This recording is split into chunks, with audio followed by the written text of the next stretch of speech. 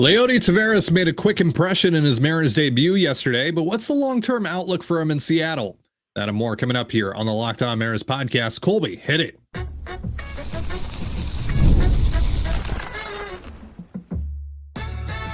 You are Locked On Mariners, your daily Seattle Mariners podcast, part of the Locked On Podcast Network, your team every day. Ahoy, sailors. It is Thursday, May 8th, 2025. This is Tony Gonzalez and Colby Patnode for the Locked On Mariners podcast, part of the Locked On Podcast Network, your team every day. This episode is brought to you by FanDuel. Right now, new customers can get $200 in bonus bets when your first $5 bet wins. And as always, if you want to hear from me and Colby even more and help support the show, you can check out our Patreon. All you have to do to check that out is click the link in the description of this episode. So on today's show, we're going to dive a bit more into the Leody Taveras acquisition. We'll also give you our first impressions of baseball in Sacramento. And then we'll check in on one of the Mariners' top prospects who is finally starting to heat up down in Tacoma. But Colby, we got to see Leody Taveras make his Mariners debut yesterday. He had the big Gametime hit for the M's late in that one to knot things up at 5-5, scored the winning run on Dylan Moore's subsequent RBI double into the right center field gap. We also saw Taveras make his first ever start in right field in his major league career. Now, he is absolutely more than capable of playing all three outfield spots, but he has never played anywhere other than center field in his major league career. So that was kind of a little milestone for him yesterday. He looked fine out there. Didn't get too many opportunities, but again, he should be absolutely more than capable of handling that. So what are your thoughts on the move to pick him up? Obviously, Jerry DePota was on the Baseball Isn't Boring podcast the other day and said this was a guy that the Mariners really hoped to be able to acquire. And they were a little surprised that he actually fell to them in the waiver order. So, we'll see what kind of changes they might want to make with him offensively and all of that. But just what are your thoughts on the move? Yeah, it's obviously it's been out there for a couple days now at this point, but we haven't really had a chance to cover it because timing. They announced the move like an hour after we wrap, and then it wasn't even an hour. It was probably like 10 minutes or 15 minutes after we wrapped. And Ty was too good to do an emergency pod, so. So this is really our first opportunity to dissect it on this show. We talked about it on the Patreon show a little bit, but it's when we saw that he was released or he was waived. I think kind of the general consensus I got from, talking with other people who cover the team is that it makes some sense. It just seems unlikely that they would, eat the $3.5-ish million or whatever it is left on his contract, because we know how tight their budget is and all that. But I think everybody thought, this guy would make sense to add because, again, the Mariners do have a pretty desperate need in their corner outfield right now, really just outfield in general. One of their spots is taken by Ryland Thomas and Samad Taylor and Miles Mastrobuoni. And it's those guys did some nice things and that helpful at times, but they're not everyday big leaguers. And, Taveras might not be either, but he has been in the past, which is a good indication that you can be in the future. And that he is got a high floor because he's going to give you defense and he's going to give you base running. And he's also got a very strong arm, which right now the Mariners have one good arm in their entire starting outfield. Now they have two. And and also, we should mention this is a guy that was the everyday center fielder for World Series championship team 2 years ago. 2.5 win player. Yeah. Funny. That's literally what Victor Robles was. It's one of those things it makes all the sense in the world, especially if the money is something that you can absorb because this team needs something, right? And Victor Robles and Luke Raley aren't walking through that door anytime soon. And so why not take a shot on this guy? If you can find the tweak, which I think the Mariners have talked about already. They think they found something in, I can't remember exactly what it was at the end of the broadcast yesterday. They mentioned it, that he's just been a little bit late on the fastball and they think they have something. Yeah, Angie talked to Kevin Seitzer, and I think it was right after his Gametime single because he was late on it, right? Yeah. and was just able to, poke it past the third baseman. But yeah, they feel like he's just been a little late, especially on the fastball. Right. And if you can't hit the fastball, you're pretty much screwed. So if they can make some kind of adjustment there or help him there, then maybe. And, again, I don't think you're going to turn him into a 130, whatever Victor Robles was last year. No. But I mean, can you get him to 100? Because, well, it's not ideal to have a league average bat in right field. It's certainly better than having. Well, and Taveras doesn't need to be a long-term starter for you either. He just needs to get you to when Luke Raley and potentially Victor Robles can return. Couple months. Yeah. Yeah. And so, look, I don't know how quickly they can get these changes made. And, Taveras has to be comfortable with them. And there's obviously he's swung like this, 5,000 times, and now you have to change it. And he's got to learn how to kind of change his swing or do something different. So there's definitely an adjustment period to consider here as well. But yeah, I think right now, again, the floor is you're going to get plus defense. You're going to get good base running. You're going to get a plus arm. And then, he'll hit some homers still. It's not insane power, but it's not no power. It's 10 to 15 homers. And yeah, you're just kind of hoping right now that he can kind of keep you afloat in the outfield until hopefully Robles and or Raley get back. And then you kind of see where you're at in a couple months. For all you know, maybe you're trading Luke Raley at the deadline for a bullpen arm or something, or maybe you're trading Taveras, or maybe you're DFAing Taveras because it just didn't really work that well. It doesn't matter. The whole point is right now you're raising the floor of your ball club, and you're filling, a pretty big hole in your lineup with somebody who is at least, physically capable of being an everyday big leaguer and has been in the past. And there's some upside here. And Taveras has been in the league for 7 years, but he's only 26 years old. And if it does all click, you get him for 2 more years after this year. So yeah, there really is very little downside to this move. And yeah, I think, we'll see what the Mariners can do. I hesitate to say like, oh, they'll fix him or whatever. I know everybody wants to make the comp to Victor Robles, and there are some legitimate comparisons here in terms of the type of player and whatnot. Sure. But I think expecting to catch lightning in a bottle twice on a couple of waiver claim, former top prospects in back-to-back seasons might be some wishful thinking there. But yeah, at the very least, again, your defense got better with this ad, your base running got better, your depth got better. And oh, by the way, you actually have somebody capable of playing center field if you ever feel like giving Julio a day off, which without Victor, without Raley, it's like Dylan Moore is your backup center fielder. What's most interesting though about this ultimately is the money. And you talked about it a little bit earlier. About $3.5 million. That is not, super cheap for this Mariners front office, given what we know about their budget this offseason. Apparently they only had $16 million to spend. They spent a good chunk of that on Donovan Solano and Jorge Polanco. We're still unsure if that whatever they had remaining, whatever they had left over is all they have to approach in-season acquisitions, or if they have more on top of that, who knows? Daniel Kramer has speculated that if they maintain first place, maybe they have more money to spend because of that. But again, $3.5 million is not a super cheap flyer to take on someone who might wind up just being a net zero for you here. That's why, that's what I said on Monday when we got asked about Taveras. And that's why I said that I didn't think they would actually do this.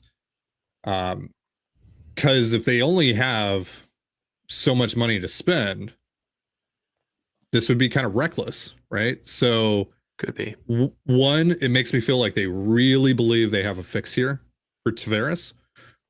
And or two, they actually might have more money than we think. They do, but like the front office has more money to spend. Yeah. Also could be an early indication that they believe this team and they believe this group in particular is worth investing in, which again, hopefully leads to ownership being like, yeah, you want to go trade for this guy making $8 million the rest of the way? Fine. Yeah, no problem. We're in first place. So yeah, I mean, there's a bit of a risk here, but I do think that the reward outweighs the risk. Uh, and again, like how does this work when Robles and Rayleigh come back? Who cares? You figure that out if they come back at all. You figure that out then. And oh no, we have 3 guys who need to be in the lineup at the same time. Oh, how will we ever survive having too many good hitters? Like, it's not a problem. It's really not a real problem. And so, if Taveras turns into something, it's well worth the $3 million. If he doesn't, if he just kind of is what he is, that's still a useful player that kind of can help you keep your head above water in a corner outfield spot for the next 2 months until, the trade market opens up, until you get your guys back, et cetera. So, it really was a no-brainer just from a roster fit standpoint. And again, the fact that they were willing to absorb the $3 million, you hope that that's not just like all they had and this is their shot. But it's worth noting that Jerry has been able to open up payroll in the middle of the season the last couple of years. He's found a way to do that. And that while, the Mariners did add payroll last year at the deadline, it was really only 5 or 6 because they were able to get the Rays and the Blue Jays to pay down some of the remaining contracts. So there is way to add significant players without adding significant payroll in the middle of the year. So we'll see what happens with all that. That's ways away. But I would imagine Leody Taveras. I keep on saying that. Very similar to Leonis Martin. I mean, both as a player and as a name. But Ranger, Mariner, center fielders, power, more offensive skill than he's shown. Can they tap into it? Maybe. But I think the Mariners have themselves a new primary right fielder. I don't know about every single day, but I think he's going to be getting a bulk of the time in right field for the next couple months. Yeah. And if he can follow suit with the rest of this bottom of the order, great. I mean, he's already done that, right? He's already chipped in a little bit, just like the rest of the bottom of the lineup has done so far. So, the only concern that I have here is just related to the money. As long as John Stanton's the owner of this team, though, we're always going to have questions about the money. Absolutely. All right, so the Mariners made their first trip to Sutter Health Park in Sacramento, the new yet temporary home of the cityless A's. We're going to go over our first impressions of that ballpark in just a moment. But first, a reminder, this episode of the Locked On Mariners podcast is brought to you by both Supply House and FanDuel.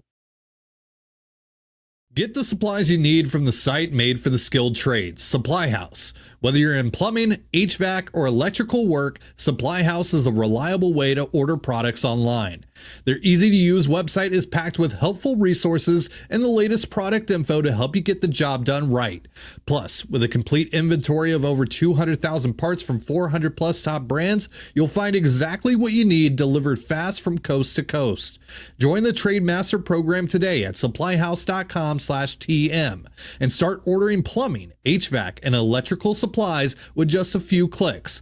Plus, use promo code SH5 for 5% off your first order. That's supplyhouse.com.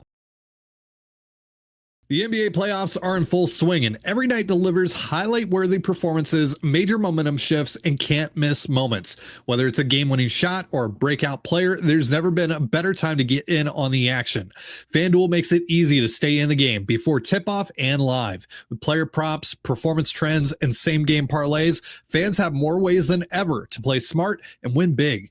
I mean, think about what you could do with $200 in bonus bets if your first $5 bet wins. You could join me on the Knicks bandwagon all the way to the finals, or bet on Anthony Edwards to eliminate another legend in the playoffs. And if you're new to FanDuel, now is the perfect time to sign up.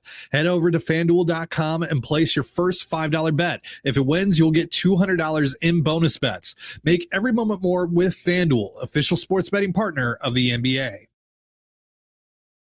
And you're listening to the Locked On Mariners podcast. So the Mariners take 2 of 3 from the A's at Sutter Health Park. It's their first time visiting that ballpark, the home of the Giants AAA affiliate. but also now the temporary home for the A's until at least through 2027. And because this is a place that the Mariners are going to visit at least 5 more times over the next 2.5 years, figured we'd talk a little bit about the ballpark, our first impressions of it, all that. What did you make of the ballpark in the 3 games we saw the Mariners play there? I think the novelty of it's going to wear off pretty quick. It kind of already wore off for me. I don't even know if there was novelty for me. I mean, a lot of people are like, oh, it feels like a spring training game. It's like, it's not supposed to. It's a major league game. Like that's not a good thing. Yeah. I don't consider that a good thing. It's like, oh, there's people sitting on the berm. Like, yeah, because a team was ripped away from a town that loved it and supported it, and they had to put it in a AAA ballpark, which looks like a AAA ballpark, feels like a AAA ballpark. Like the infield is absurdly springy. The wind is a mess. And I just think that, if you strip away the games that were played there, the atmosphere, just the vibe of the ballpark in general, and just how it looks and presents, wasn't that impressed. There are some people who really like it and whatever. To me, it doesn't feel like a big league game. Now, we were treated to 3 really good games. Yeah, so, these 2 teams are a really good matchup for one another right now. Right. They're fun matchups. And so, that to me was the story here. Did the ballpark really play into that? I don't think so. Not really. I mean, there was the one Julio infield fly ball single that the wind kind of took over, but the wind really crushed a lot of balls that were hitting to right field, right center field. I thought this ballpark was going to play smaller, and it has, but in that series, there was only, I think, like 3 home runs in the entire series. Like Rowdy, Langoliers. Julio, Langoliers. Yeah, Julio. Yeah. Oh, Lawrence Butler. So yeah, I mean, it just to me, it just felt like what it was, and these are like the best players in the world playing on a substandard field. I didn't think the setting was intimate, or I didn't think that it was cool how the fans were so loud that the mics were picking them up and all that. It's like, yeah, because you're playing this game. It's like playing in an arena football league. It's like having the Seahawks and the 49ers playing in an arena football league. Like, who cares? Yeah. There's like a surrealism to it that makes it feel like it's not even a real game that you're watching. Like it almost feels like it doesn't even count. Like it feels like it's like a break in the action. I don't know how to necessarily explain it. It's just weird. Players have to walk across the field to get to the batting cages. And that's ridiculous. Clubhouse. Yeah. It's just like,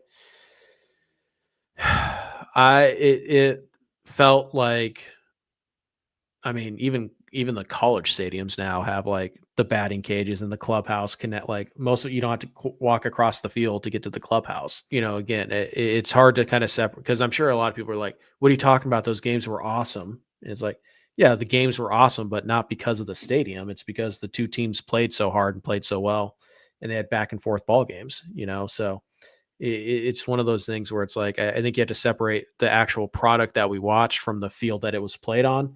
The product over the last 3 days was really good. It's about as good as early May baseball can possibly get. And it's just like, you look at like for the Padres and the Yankees series, like that was back and forth. That had big turns and whatnot, just like this series, but that one was played at Yankee Stadium. This one was played at Sutter Health Park. And the difference is palpable. It just doesn't feel like a big league game. And, to be fair, if this game was played in Oakland, there probably would have been like 5,000 people there, and it would have been dead, and they would have been all spread out. So like, I get it. Not to take shots at the city of Oakland. They were robbed, and they were, baseball fans in general were gaslit into thinking that Oakland was the problem. And even though none of them really bought it, blah, blah, blah, we know, right? Like the Oakland A's fans, they were great when you gave them a reason to be there. They just were done being lied to. And so, I get it. Like, if they were playing in Oakland, there would have been 3,000 people spread out across a 50,000 seat stadium, and it would have been dead. It wouldn't have had the energy or whatever, but like, don't really care. Well, and the stadium itself sucks, right? Yeah. Like it has that ridiculous foul territory. The building is just awful. You know, there's like the sewage issues that the Mariners have been there for, and you know, there's what raccoons living up in the broadcast booth and all that crazy stuff, right? So so like I get like, hey, you're comparing this to Oakland. I'm comparing it to any other stadium in Major League Baseball, and it falls well short. It is a perfectly fine AAA stadium, maybe even a really good one, but it felt like a AAA stadium. Yeah, it's just there's going to be a lot of ridiculousness that happens in games there, especially with that springy infield. I mean, the fact that, you know, Rowdy hit a ball like 1 foot in front of the plate and it bounced like 10 to 15 feet up in the air, at least 100 feet down the field over the head of Nick over Kurtz. Like the 6'8" first baseman. Yeah. Like that's silly. I mean, it worked out for the Mariners, but that's silly, you know? So yeah, it's and you could see you could see like Ben Williamson kind of like having to take a step off on him. So or like he would, you know, take a step back instead of you know, attacking the ball. Because it was very clear like Mariners infielders were pretty cautious. They were unsure of how the ball would react to the field, or the field would react to the ball, however you want to look at it. Which is why you have to play in with the bases loaded in the 11th inning, because the infield is so sure of the hops they're going to get. By the way, Dylan Moore had a really good game yesterday defensively. Thought we should mention that because I don't think we did yesterday. Obviously, his defense has been not great this year after winning a Gold Glove last caliber, year. That's for sure. So it was nice to see Demo have like a really, really good game defensively yesterday, and then he obviously came through with game-winning hit as well. So that's nice. Doesn't seem like he's really skipped a beat from his IL stint. No. I'd say this last thing on the ballpark.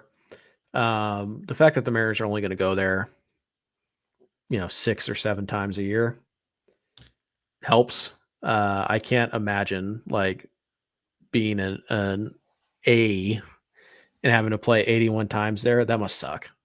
Yeah, that must suck. And it's funny because, you know, while they're certainly built to play well in that ballpark, they don't.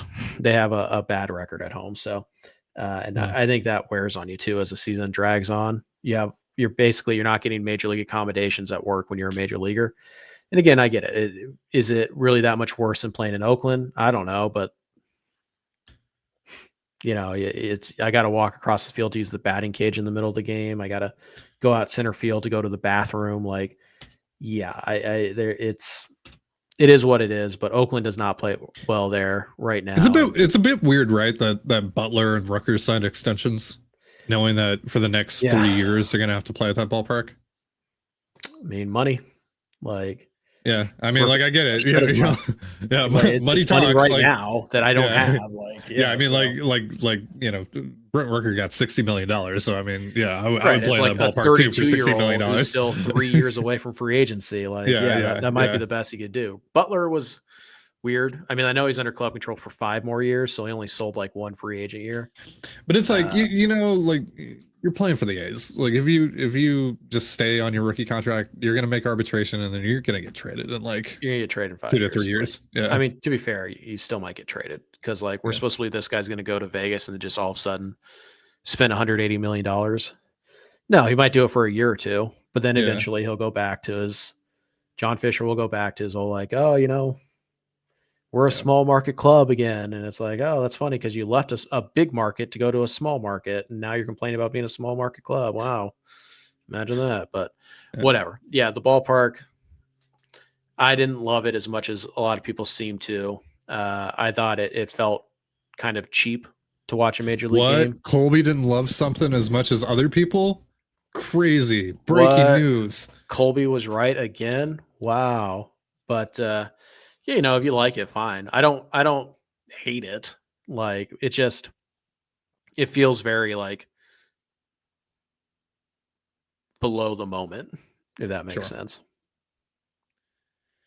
Yeah. It's not a MLB caliber ballpark. And I know a lot of people have mentioned this, but if the A's make the playoffs, like it's So not a good look playoff games. Yeah, that's not a good look for the league. No. Yeah. All right, so we're gonna wrap things up. Speaking of the minor leagues, we're gonna take a trip down to Tacoma and talk a little bit about Cole Young, who's starting to heat up finally. Just a moment, but first a reminder: this episode of the Locked On Mariners podcast is brought to you by wonderful Pistachios. Looking for a snack that's both delicious and nutritious? Crack into a good source of protein with Wonderful Pistachios. Wonderful Pistachios is one of the highest protein nuts. Each 1 ounce serving has 6 grams of protein, giving you over 10% of your daily value. Plus, they're packed with fiber and better for you unsaturated fats to help keep you feeling fuller longer. Personally, I love the no shells variety. It's the perfect grab and go snack for busy days.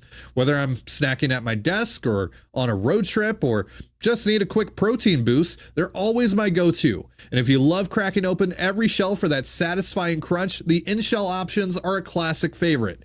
Get snackin' and get crackin' with a snack that packs a protein punch. Visit wonderfulpistachios.com to learn more.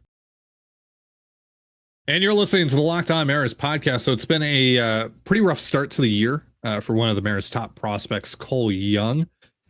But over his last 4 games, he is 9 for 16 with 5 extra base hits, a couple of homers, triple, couple doubles.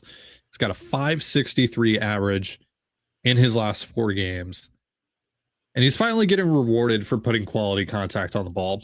I just threw up these numbers on the screen here from Prospect Savant. These are his percentile rankings compared to other prospects. You can see that he's put up quality contact with some regularity. 74th percentile in barrel rate, 60th percentile in hard hit rate. He's about middle of the pack here in terms of exit velocity, all of that. And hopefully this is a sign that he is starting to figure some things out and is on the upward swing here. But his WRC plus, Colby, is still only 83 after these 4 games down in AAA, which is not good. How do you view Cole Young's year right now and how it has perhaps impacted his timeline to the bigs? It hasn't. Okay.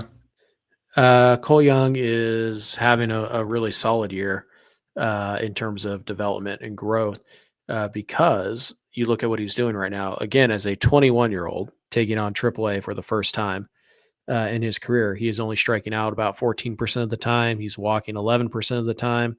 Like you threw up there, the exit velo numbers are all fine. They're not elite, but Cole Young is never going to be an elite exit velo guy. That is not what his calling card is. So has he been overwhelmed by AAA? No. The numbers there prove it. And that's, again, as a 21-year-old, that is really impressive. We're only a month into this thing down there in AAA as well. And now we're starting to see him find those hits, and not only find the hits, but he's starting to elevate the baseball and drive the baseball. We've seen a couple homers, a couple triples, a double, and he's getting to his pull side where there is some power. But again, Cole Young is not a big power guy. He just can't, beat the ball into the ground every single at bat. And that's kind of what was happening in his first month. So yes, he had a low BABIP, but the batting or the exit velo was still good. It's just, again, even when you hit the ball hard on the ground, that's still more likely to be an out than hitting the ball hard in the air or on a line. So yeah, I don't think this has affected his timeline at all.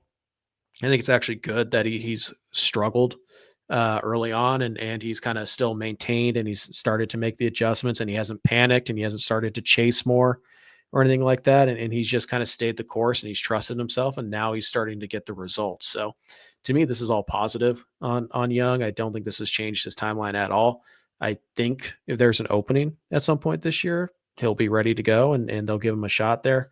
But there might just not be an opportunity for him to play at the big league level this year. Maybe there is. Who knows? Again, it's only May 8th. But right now, I don't think you're calling him up anytime soon. But again, if we stick with the June, July timeline, could he be ready to go by then if he has, a month like he's having right now? Sure, he could be. But is there going to be an opening? Is there going to be an opportunity to get him playing time? Because JP Crawford has been so good, and what the Mariners are running out there at second base right now, it's pretty solid. Like, you don't feel the need to push second base because you're getting Leo Rivas and you're getting, Dylan Moore. And that's probably the only way that you're getting Jorge Polanco on the field right now. Right. And Ben Williamson has kind of stabilized third base, although they could get to a point where the bat is troublesome enough that the Mariners are like, maybe Cole Young can play some third, and let's until we see Young actually take reps at third base, which, by the way, could Cole Young play third base? Yes. It would probably be more so, though, that Young would play second and Demo would play third, right? Well, yeah, but, also Polo is going to have to play some second. Well, Polo and then Rivas, yeah. Right, and so, again, Young can play shortstop. His best spot is going to be second base, but if you could play second base, if you could play shortstop, you could play at least a decent third. Mm-hmm. And so, my only question is I don't think the development has taken a step back. I'm actually really encouraged by what we've seen so far, because again, if he was running like 27% strikeout rates and he was chasing and doing some uncharacteristic stuff, right, and he's not. This is who Cole Young is. He's going to hit the ball up the middle. He's going to hit the gaps. He's got some pull power, and he's just going to be kind of like average to above average across the board, and that is going to kind of almost boringly compile itself into him being a 3-win second baseman, or maybe the power goes right a little bit. Maybe he bumps up one of his grades half a tick, and all of a sudden he's Nico Horner. Like, that's who he is. He was never going to be Corey Seager, right? He's just going to be Adam Frazier, and not Mariners Adam Frazier, Pittsburgh Pirates Adam Frazier, and maybe he's Neil Walker. Maybe he's like that. Maybe he's Todd Frazier, or not Todd Frazier, second baseman. Played for like Todd Walker. Like, maybe that's who he is. Sure.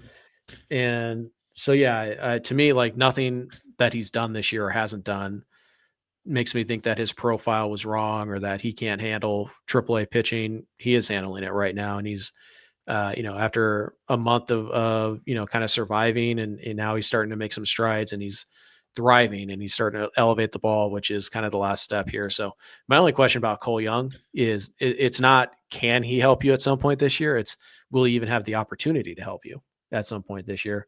Yeah, I guess we'll see. Again, it's only May, so plenty of time for an opportunity to arise. Yeah, a lot can happen. Wanted to also quickly talk about Harry Ford here. Still not slugging, really. I mean, he's finally got his slug over 300, which is not good. But he's still getting on base like a maniac right now. Same exact walk percentage as his K rate, 20.9%, both categories. But right now he's slashing 235, 400, 306, 102 WRC plus. I mean, he's handling himself fine, but the power output is not where you would hope it would be, especially with him playing in the PCL. It is also worth noting that he is also young for AAA, and this is his first crack at it. So, and he's only been there a month. So, pretty much all the stuff that applies to Cole Young also applies to Harry Ford. It's just now we're starting to see the power from Young, and we still haven't seen it from Ford. And oh, by the way, a lot of people clamoring for Tyler Locklear to get called up. While the numbers are pretty good, the underlying stuff not so great. 19th percentile in chase percentage. 23rd percentile in swinging strike rate, 40th percentile in whiff. He's expanding the zone. He's chasing, and that's not going to fly for the Mariners. Locklear, the average is great, and he's got 12 doubles, or might have more now at this point. But he is expanding the zone, and he is swinging missing way too much for the type of hitter that he has to be to succeed at the big league level. So there might actually be a legitimate reason why the Mariners aren't calling up Ty Locklear, because there's some things that he still needs to work on. And there's some, like, your chase rates and your swinging strike rates and your whiff rates, they typically don't go down when you get to the big leagues. Yeah. And Locklear is what, 25? Right now? 24, I believe. Yeah. He's a 24-year-old getting his second crack at AA. So pretty big difference between his numbers and what Young and Ford are doing. So just keep that in mind. Why isn't Locklear up? He should be up for Solano. Maybe. I'm not saying you're wrong, but there are some concerning trends here in Locklear's profile that might be the reason why he hasn't been called up yet. Yeah. Prospect Savant is about 8 plate appearances behind right now on where Harry Ford is. But his percentile rankings actually pretty solid in terms of the hard hit. 84th percentile in exit velocity, average exit velocity, average of 92 miles per hour. 70th percentile in hard hit rate, 44.8%. He's not barreling up the ball that much, though. He's also not making a ton of contact on pitches inside the strike zone, 37th percentile in zone contact rate at the moment. But maybe that's a sign that more power output is to come here for Harry. Maybe we see him just explode here in the next few weeks. Sure. By the way, side note on, you said Harry Ford's exit velo was 92. Yeah. Average exit velo. Locklear's at 88.5. There's some legitimate concern. Well, I don't know about concern, but there are legitimate reasons why he's not up. Yeah, why the Mariners might look at him and be like, not yet. Yeah. But also Donovan Solano. But also, if you're going to call up Tyler Locklear, you need to play him. Him because you're not starting him over Rowdy Tellez right now. So right. And Rowdy's been really good the last 3 weeks. So yeah. And you still need the DH for Polanco and for Randy. And so Garver. There are some legitimate reasons why Locklear's not up. It's not just because, they don't want to waste the $3 million on Solano. That might be part of it, but that's not the whole reason. So this is all to say, though, on Harry Ford and Cole Young, that while the stats don't look that great, there are some things that they're doing actually really well. There are some positive signs here, and those overall numbers might see an increase with the process for both of these guys at the plate right now. So we'll keep an eye on it. But that's going to do it for our show. Thank you so much for joining us here on the Locked On Mariners podcast. For Colby Patnode, I'm Tidy Gonzalez. Be sure to give us a follow on Twitter at LO_Mariners. You can follow me at Tidy Gonzalez. Colby at CPAT11. That's CPAT11. We're also on Blue Sky. You can follow me at TDG, Colby at MLB Colby, and the show at Locked On Mariners. You can also find us on Instagram and TikTok at Locked On Mariners. Have yourself a beautiful baseball day, and we'll see you next time. Peace.